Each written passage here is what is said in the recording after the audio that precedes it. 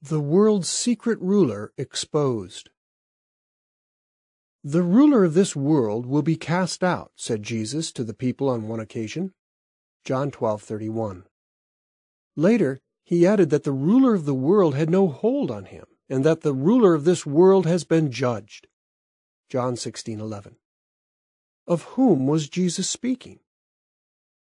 Considering what Jesus was saying about the ruler of this world, it is obvious that he could not have been referring to his Father, Jehovah God. Who, then, is the ruler of this world? How will he be cast out, and how has he been judged? The ruler of this world reveals himself.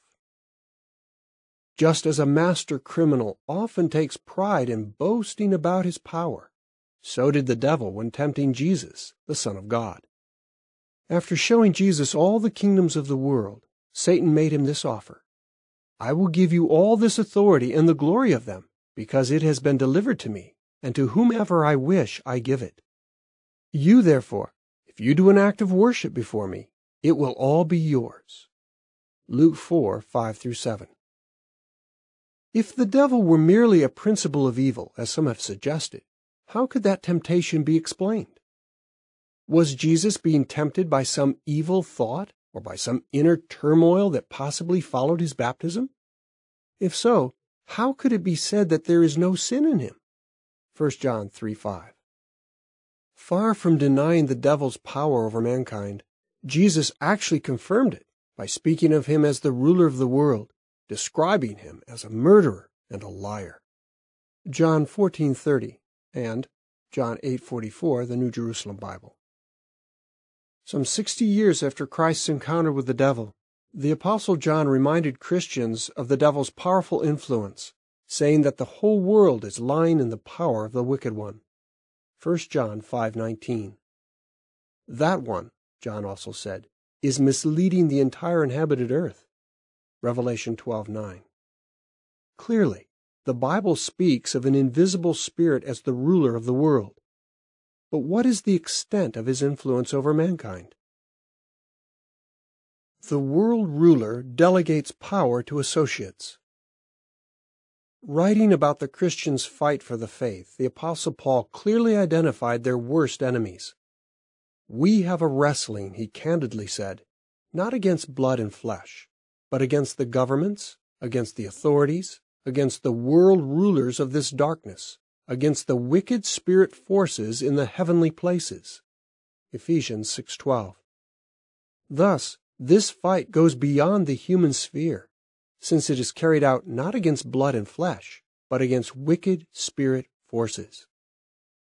According to most modern Bible translations, the wicked spirit forces here refer not to an abstract principle of evil, but to powerful wicked spirit persons. Some versions offer such renderings as "the spiritual hosts of wickedness in the heavenly places," Revised Standard Version, "the spiritual army of evil in the heavens," the Jerusalem Bible, and "the superhuman forces of evil in the heavens," the New English Bible. Thus, the devil has been exercising his power through other rebel angels who forsook their own proper dwelling place in heaven. Jude 6. The prophetic Bible book of Daniel discloses how these world rulers have been exerting control over the world since ancient times. Deeply concerned about fellow Jews who in 537 BCE had returned to Jerusalem from their Babylonian exile, the prophet Daniel prayed in their behalf for 3 weeks. An angel, sent by God to reassure the prophet, told him why his arrival had been delayed. He said, "The prince of the royal realm of Persia was standing in opposition to me for 21 days. Daniel 10:2-13. Who was this prince of Persia? The angel was obviously not referring to Persian King Cyrus, who at that time looked with favor upon Daniel and his people. Moreover, how could a mere human king resist a spirit creature for 3 weeks when it took one angel only one night to destroy 185,000 mighty warriors? This hostile prince of Persia could only be an agent of the devil, that is, a demon who was given control over the realm of the Persian Empire. Later in the account, God's angel stated that he would once again have to fight against the prince of Persia and another demon prince, the prince of Greece. Daniel 10:20. What can we conclude from this? Simply that there really are invisible world rulers, demon princes who share control of the world under the authority of their chief, Satan the devil. But what has been their aim until now? The world ruler shows his true face. In the last book of the Bible, Revelation, the Apostle John relates how Jesus, as Michael the archangel, defeats the devil and his demons and tells of the disastrous consequences resulting from their expulsion from heaven. We read, "Woe for the earth, because the devil has come down to you, having great anger, knowing he has a short period of time." Revelation 12:9 and 12. How has the devil shown great anger?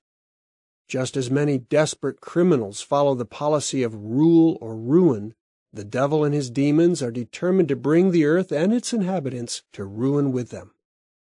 Knowing that his time is short, the devil has been using one of the key elements of human society under his control, big business, to promote a frenzied spirit of consumerism, which leads to depletion of natural resources and destruction of the environment worldwide, thus threatening humanity's survival. Since the beginning of human history, the devil's thirst for power has also been reflected in politics and religion. The book of Revelation depicts political powers as wild beasts to whom the devil has given great authority. It also describes the shameless alliance between politics and religion as disgusting spiritual adultery. Think of the oppression, enslavement, wars, and ethnic conflicts over the centuries that have resulted in the loss of millions of lives. Can anyone honestly say that the shocking and horrifying events that have tainted the pages of human history were the normal activity of humans?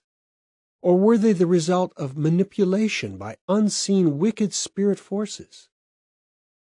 The Bible unmistakably identifies and unmasks the one who's been maneuvering human leaders and world powers. Whether consciously or not, human society reflects the personality of its ruler and his rule or ruin policy. But for how long will humankind suffer under the devil's rulership? The devil's last gasp. Christ's activity on earth in the first century sounded the death knell for the devil and his demons. When Jesus' disciples related how they had cast out unseen demons, he told them, "I began to behold Satan already fallen like lightning from heaven." Luke 10:18. With those words, Jesus was rejoicing at his future victory over the ruler of the world, to take place once Jesus was back in heaven as Michael the archangel. A thorough study of Bible prophecies indicates that this victory took place in heaven in or shortly after 1914. Since that date, the devil knows that the time remaining before his destruction is short. Although the whole world is lying in his power, millions of people today have not been misled by his desperate attempts to control them. The Bible has opened their eyes to his true identity and his designs. They draw hope from Paul's words to fellow Christians. The God who gives peace will crush Satan under your feet shortly. Romans 16:20. The footnote reads, Paul's words here echo the first Bible prophecy recorded at Genesis 3:15, pointing to the devil's eventual destruction. To describe the event, Paul used a Greek word that means to shatter, shiver, break in pieces by crushing. End of footnote. Soon will come the devil's last gasp. Under Christ's loving rulership, righteous humans will turn God's symbolic footstool, the earth, into a paradise. Violence, hatred, and greed will be gone forever. The former things will not be called to mind, says the Bible. Isaiah 65:17. What a relief it will be for all who break free from the secret ruler of this world and his authority. End of article.